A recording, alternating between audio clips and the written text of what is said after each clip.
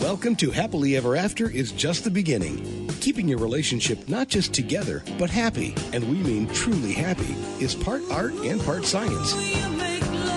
You've come to the right place. Here's your host, Leslie Dories. Unconditional love. What actually does that mean?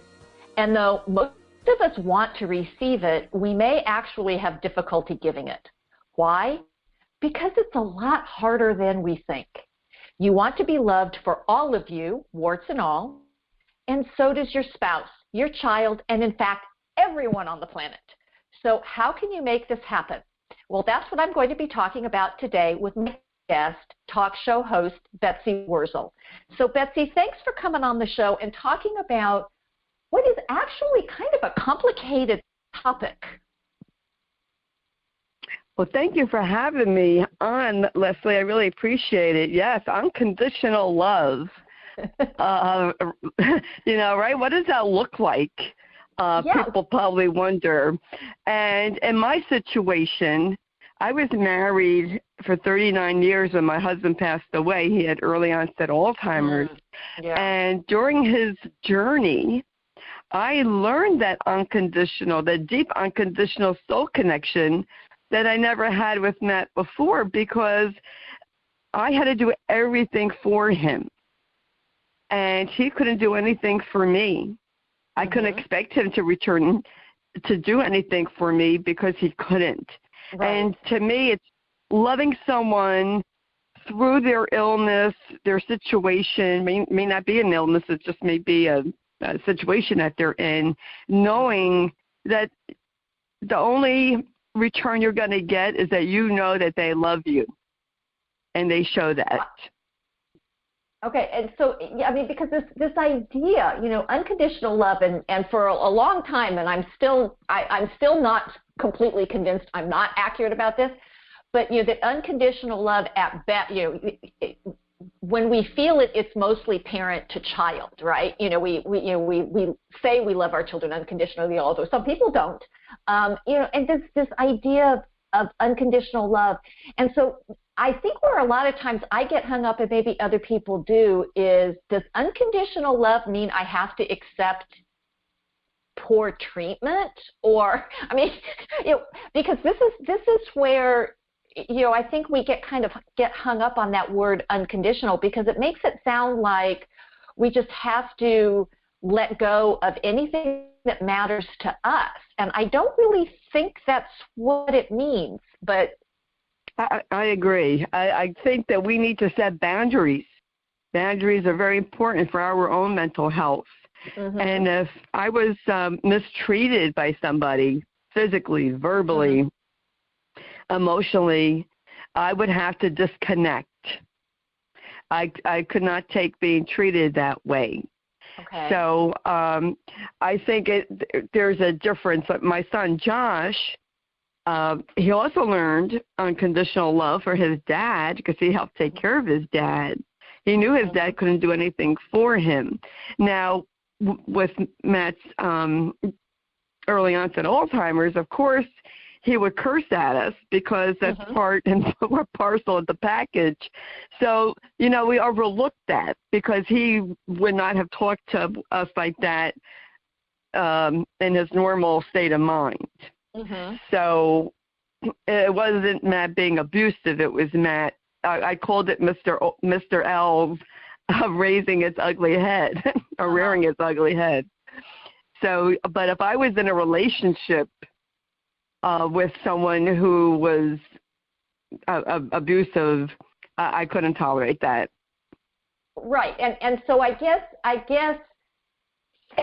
there are parameters for unconditional love, and I think that's where, and I love your description of this, because this is really the way we should be anyway, of doing things for other people because it's about us, not because we're expecting something in return. That obviously is either conditional or transactional, depending on how we want to phrase it. And but this is the thing I think about relationships, is that there is a give and take, and there is what I call grace. for the other person. And in your particular case, your husband had a horrendous illness. I'm not sure there's, I don't know which illness is worse, Alzheimer's or ALS. They're both like the most horrendous things I think on the planet. Because as you're saying, he was doing things that were a result of the disease, not a result of his character or his person. And and it's how do we determine that, which is because one of the things I talk with my clients about is there's our personality, there's the way we view the world, and then there's our actions. And the one we can change is actually the behavior. But when you're talking about somebody like your husband who has this illness and it's not anything he can control, did that make it? I don't know. Did that make it easier or clearer? Maybe is a better question, I guess. It did. I learned when you're a caregiver, you learn to have a twisted sense of humor, and so Josh and I developed a twisted sense of humor. I mean, Matt would be 1 minute saying, thank you for helping me, I love you, and then the next minute would be you, blank, blank, blank. Right. And you don't do anything. And Josh and I would just look at each other and laugh, because it's either you laugh or you cry. And sometimes you do both at the same time. So, and my son has a cognitive disability, but yet he understood that his dad acted this way because his brain was dying and he could not help it. He would never talk to us that way otherwise. That was totally out of Matt's character. And the first time Matt cursed out loud in public, we were in a crowded department store. Josh came over hysterically laughing so hard he was crying. And I said, what happened? He goes, Daddy said the F-bomb. And well, I said, he did.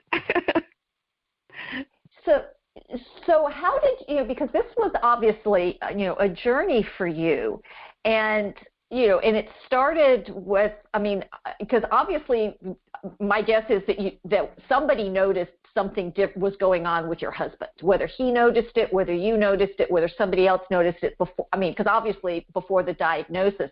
So how did you start down this journey to what you describe as deep unconditional soul love connection?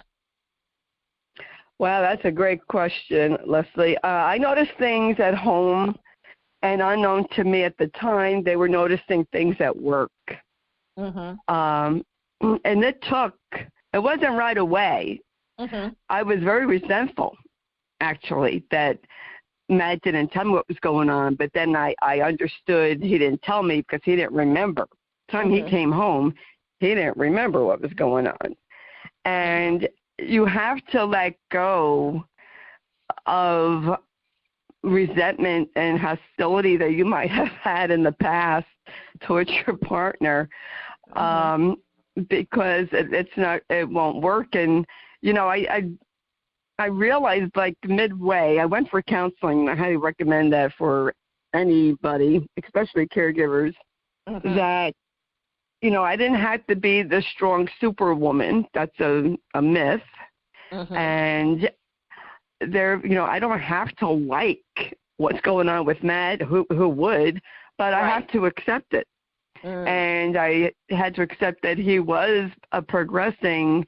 And, I did resent, I'll be honest, I resented losing my freedoms and not being able to go out like I used to. But then I had an epiphany, and I said, Matt will never get his freedom.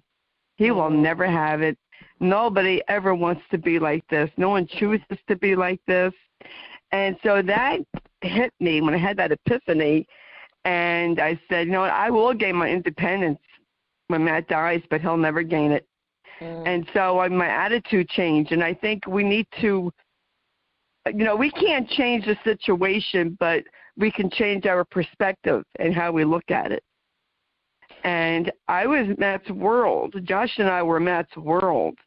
And I tried to make it as happy as possible for him. And, I mean, he couldn't go out and buy me cards anymore for anniversary or birthday. He couldn't go out and buy me gifts. I would buy it. And I'd say, here, Matt, this is what you gave me. But I did that even before he had dementia.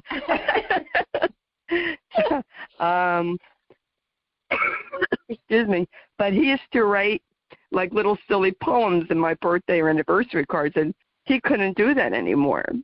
Mm-hmm. And it's to, I think it's the essence, Leslie, is to know that even though they can't write it, Matt would tell me all the time that he loves me.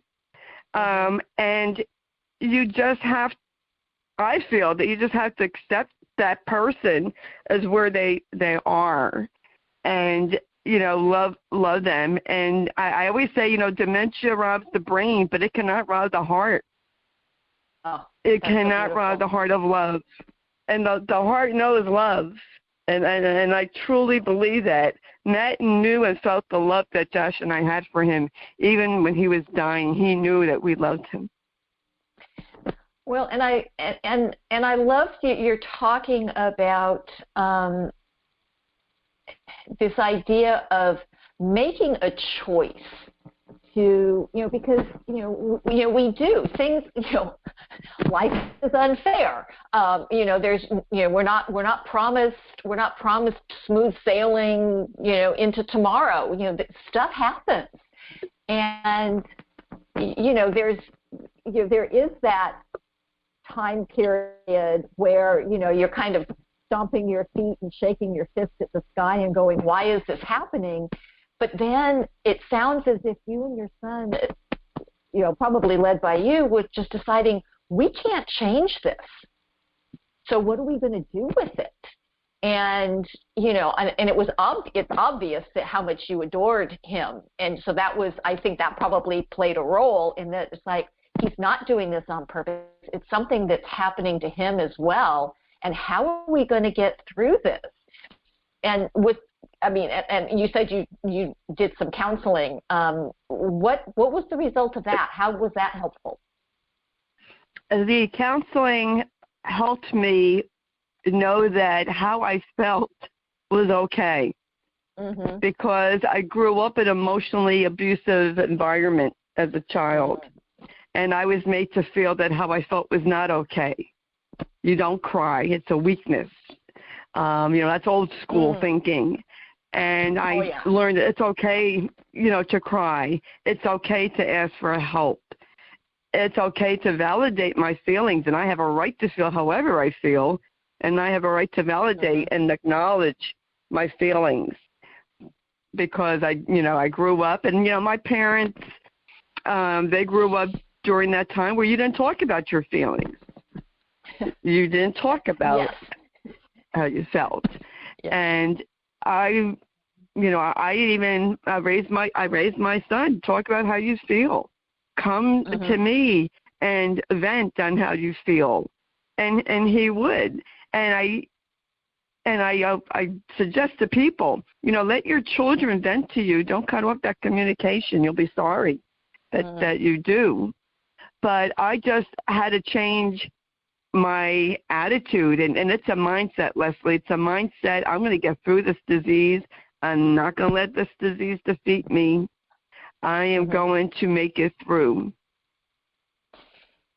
And that's so powerful, and I love, and this is one of those things where I will talk with people about, whatever we feel is fine, and it's like you said, it's being able to give voice to that in a safe space where just because I'm upset at the situation, it doesn't mean I don't care about the people in it, but I have to be able to share that anger, hurt, frustration, whatever, all those, the feelings that we don't want to feel or think we shouldn't feel or somebody else doesn't want us feeling. But if we can't get them out of our system, I think they just run around and do damage. I think that probably prevents people from doing what you did, which is, here's the situation. How do we make the best of it for all of us? Am I even on the right track with